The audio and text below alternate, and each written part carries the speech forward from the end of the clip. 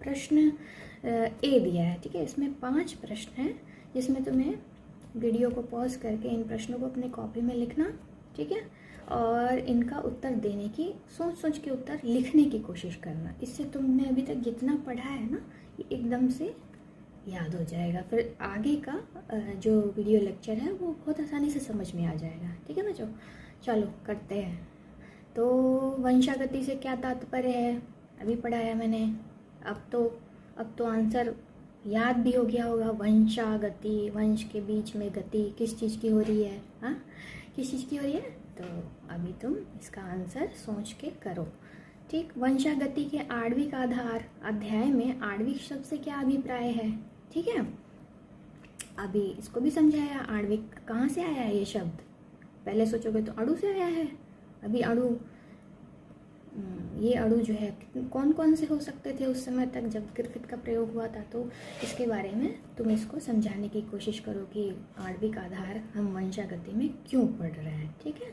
लक्षण जो है एक पीढ़ी से दूसरी पीढ़ी में ऐसे थोड़ी चला जाएगा, कोई माध्यम चाहिए ना।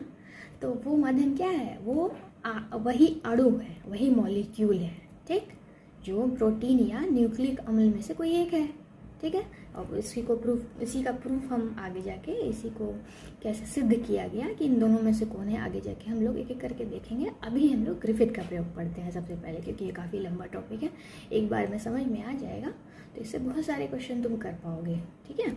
चलो तीसरा क्वेश्चन देखो। पैतृक पीढ़ी से कुछ लक्षणों की अभिव्यक्ति संतति पीढ़ी में होती है, ठीक है। अब पैतृक पीढ़ी से कुछ लक्षणों की अभिव्यक्ति मतलब प्रकट होना, आसान है, इजी लैंग्वेज में लिखा है, इसको तुम समझो क्या है।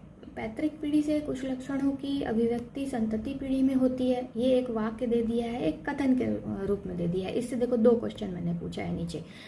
क्या ये लक्षणों की जानकारी पैतृक पीढ़ी के कोशिकाओं में रही होगी, ठीक है। वही घुंघराले वाली याद करोगे तुम कि पैतृक पीढ़ी में माता के बाल कैसे थे, पैतृक पीढ़ी में माता के बाल कैसे थे, घुंघराले थे। तो माता की कोशिकाओं, कौन सी कोशिकाएं हैं, अंडाणु वाली कोशिकाओं में क्या ये जानकारी रही होगी। तो तुम्हें हाँ या ना में उत्तर देना है, ये तुम अपनी कॉपी में लिखो और नीचे कमेंट बॉक्स में भी तुम हमें बता सकते हो, ठीक है। यहाँ पे हेडिंग डाल देना, प्रश्न ए का तीसरा आंसर, जो तुम्हें आंसर आता हो तुम उसको लिख सकते हो, ठीक है।